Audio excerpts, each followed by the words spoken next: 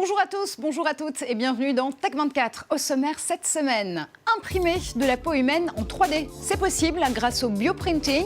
Une start-up de Gironde a mis au point un nouveau procédé pour recréer l'épiderme. Tech à fleur de peau, c'est à suivre.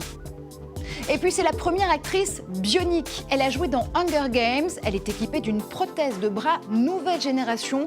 Rencontre avec Angel Gifria. Bionic Games, c'est aussi dans un instant. Mais d'abord, l'impression 3D révolutionne la médecine. Et si aujourd'hui, on vous proposait d'imprimer de la peau humaine en 3 dimensions? Une start-up bordelaise en coopération avec l'INSERM a mis au point ce procédé de bio-impression par laser. Ça pourrait changer les procédés de tests cliniques, par exemple pour la cosmétique ou l'industrie pharmaceutique, mais pas seulement. Pour entrer dans ce laboratoire installé en banlieue bordelaise, il faut montrer patte blanche, car à l'intérieur se trouve une technologie de pointe, unique au monde selon ses concepteurs, des bio-imprimantes laser qui peuvent imprimer des tissus humains en 3 dimensions. Avant d'imprimer, la première étape, c'est la récolte de cellules humaines pour les mettre en culture.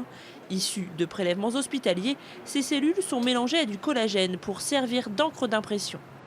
La bio-impression par laser fonctionne un peu comme une technologie jet d'encre, au sens où une impulsion laser va générer un jet d'encre, donc l'encre étant une sorte de suspension de cellules. Et en déplaçant après le faisceau laser, on dépose des gouttes de cellules à différents endroits et ainsi on reconstruit petit à petit, couche par couche, des structures 3D. Le résultat, pratiquement invisible à l'œil nu, est pourtant impressionnant une fois observé au microscope. Vivantes, les cellules vont commencer à interagir entre elles grâce au modèle prédéfini par ordinateur et exécuté par l'imprimante. Au bout de quelques jours, l'épiderme commence à se structurer.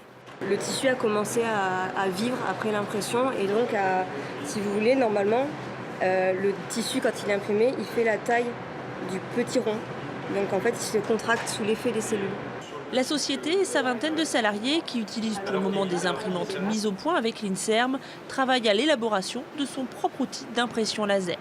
Avec la technologie laser, on a une résolution de l'ordre de 20 microns. Donc on peut imprimer cellule par cellule et ainsi donner beaucoup plus de complexité à ce qu'on produit et reproduire toute la complexité qu'on observe dans nos tissus et nos organes.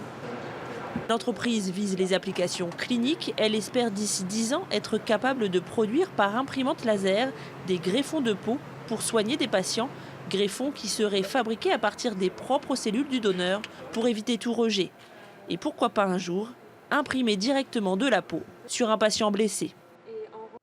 Et pour aller plus loin, retour en plateau avec Guillaume Gralet du magazine Le Point. Guillaume, bonjour. Fabriquer de la peau, c'est fascinant, mais maintenant, on est capable de mettre au point une peau électronique qui va pouvoir se réparer toute seule. Oui, c'est le formidable projet de l'Institut Russell Berry au Technion, et notamment du professeur Hossam Haïk, qui, lui, travaille sur un polymère truffé d'électrodes qui va permettre de réparer une peau électronique en moins de 10 minutes. Un autre projet, celui de Peter Diamandis, qui, avec sa société Human Longevity, qu'il a créée avec Craig Venter, vous savez, spécialiste de l'ADN, eh bien, il veut analyser la foule de microbes présents dans notre corps, mais surtout régénérer en permanence des enzymes. Vous savez, ces enzymes, ils sont clés dans l'immunité de notre corps. Ils ont tendance à disparaître lorsqu'on vieillit, et lui, il veut les régénérer en permanence. Enfin, le projet absolument génial de l'université de Drexel à Philadelphie vise à mettre au point d'extrêmement petits robots. Là, on est à l'échelle du nanomètre, presque de l'angstrom, ça nous rappelle nos cours de physique Marjorie. Ces micro-robots, en fait, vont aller dans notre corps, vont pouvoir apparaître comme des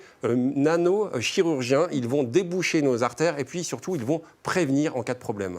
Allez, on vous emmène cette fois-ci à la rencontre d'une femme cyborg. Elle est diplômée en psychologie. Elle démarre une très jolie carrière d'actrice. Vous avez pu la voir dans Hunger Games, Mockingjay par exemple.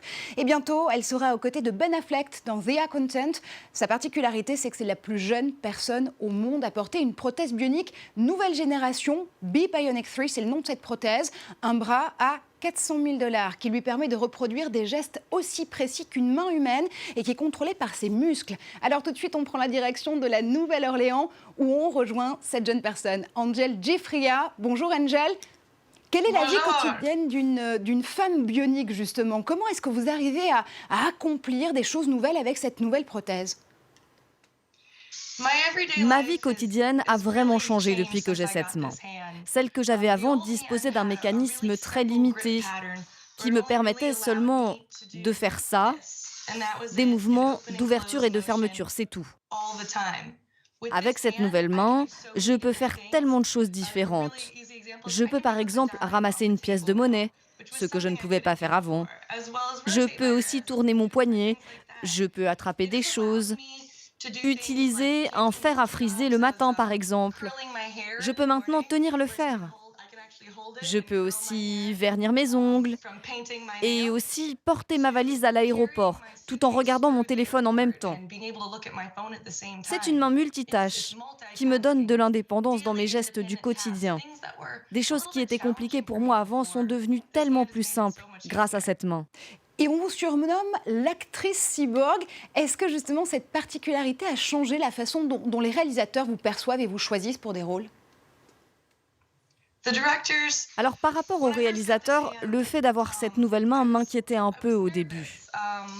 Mais en fait, avant de l'avoir, je portais une prothèse statique qui paraissait réelle, mais qui n'avait aucune fonction. Donc j'arrivais aux auditions comme n'importe quelle personne à deux mains. On ne remarquait pas que j'avais une prothèse jusqu'à ce qu'on me demande de faire un mouvement. Mais j'étais stressée à l'idée qu'on me juge ou qu'on me refuse un rôle à cause de la main qu'il me manque. Alors, quand j'ai eu cette main bionique, j'étais impatiente d'aller passer mes auditions avec. Je voulais leur montrer que j'étais heureuse d'être cyborg. Grâce à cette main, j'ai obtenu 2 rôles, dont l'un dans un film de Ben Affleck. Donc vraiment, cette main bionique, c'est un cadeau pour moi, à un point auquel je ne m'attendais pas. Angel, comment voyez-vous l'avenir de la bionique et pensez-vous que cette technologie sera un jour accessible au plus grand nombre ? À cause du prix, cette technologie n'est pas accessible à tout le monde. Ces prothèses sont très chères. Et j'espère que grâce à la recherche, ils pourront en faire baisser le coût.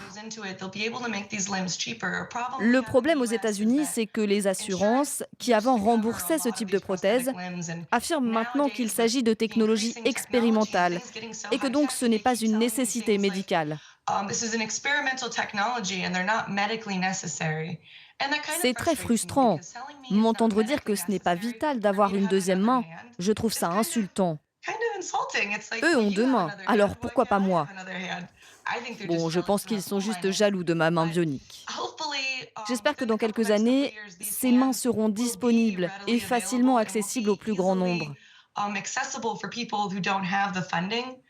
J'attends avec impatience de voir comment la technologie va encore évoluer. Les choses ont tellement changé depuis la première main qu'on m'a posée lorsque j'avais 4 mois. Dans les prochaines années, j'attends des technologies comme l'implant d'électrode, qui permettrait de ne pas sentir le contact de la prothèse sur la peau, de ne pas me soucier de transpirer, et qui rendrait certains gestes un peu techniques plus faciles. Je rêve d'une main complètement articulée. Ma main est multiple, mais une main complètement articulée, ça c'est une vraie main. Donc j'espère qu'un jour ça deviendra la norme, une technologie de base. C'est tellement excitant pour les gens qui n'ont jamais connu ça. Merci infiniment, Angel. On continuera bien sûr à suivre cette expérience et vos aventures. Alors, Guillaume, on voit bien que justement l'acceptation d'un corps étranger, en l'occurrence, c'est vraiment la clé, notamment quand on porte une prothèse. Et plusieurs projets ont été développés pour aider justement, notamment les jeunes enfants, à mieux accepter. Oui, il y a un projet absolument fabuleux qui est celui de Carlos Torres, un étudiant qui habite à Chicago, qui étudie en ce moment en Suède. Et puis lui, il s'est dit, eh bien, pourquoi ne pas faire participer les enfants à l'élaboration de leurs prothèses ? Pourquoi ces prothèses ne pourraient pas avoir la forme de Lego et leur donner, pourquoi pas, la forme d'une grue, d'un engin volant. Bref, on dédramatise totalement le fait de porter une prothèse et les enfants en sont fiers. Il y a un autre projet qui est absolument fabuleux, qui est celui de l'ONG californienne Limbitless Solutions et qui, elle, veut permettre des prothèses imprimées en 3D, toujours moins chères. Bref, on rejoint le rêve d'Angel, dont elle vient de nous parler, qui est de rendre vraiment cette technologie accessible à tous. Et la santé est toujours plus connectée. Tout de suite, c'est Test 24.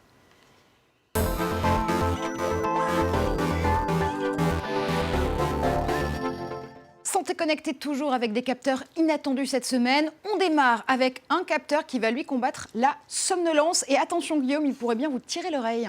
Oui, Marjorie, on connaissait Fujitsu, 80 ans, né au Japon, qui nous avait habitués à des gadgets un peu surprenants. Il y avait ces chaussures traditionnelles, les Geta connectés. Ici, Fujitsu va littéralement nous tirer l'oreille, c'est-à-dire qu'il s'adresse à des chauffeurs professionnels grâce à ce capteur qui va analyser en permanence en fait, les variations de notre rythme cardiaque. Cette variation, elle va aller grâce à un Bluetooth sur un téléphone, et ce téléphone va nous avertir, va sonner, et va même vibrer, va vous dire attention, là tu t'endors un peu trop vite, ou fais attention, il faut que peut-être que tu t'arrêtes pour faire une pause. Ça s'appelle Philism.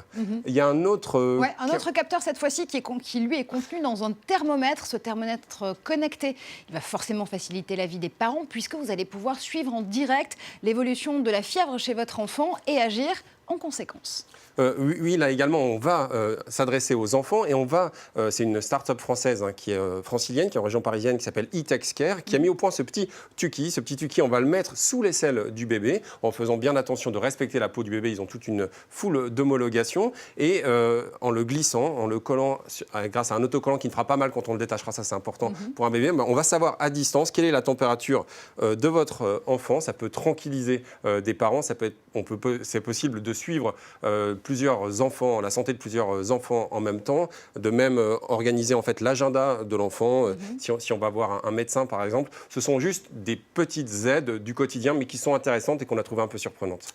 Une application qui permet de communiquer avec son pédiatre comme avec un carnet de santé traditionnel. Merci beaucoup Guillaume pour ces explications. Et vous l'avez compris, c'est la fin de cette émission. Merci à vous de l'avoir suivi. On se retrouve comme chaque semaine sur tous les réseaux sociaux associés au hashtag Tech24. Restez connectés, on se retrouve très vite en plateau.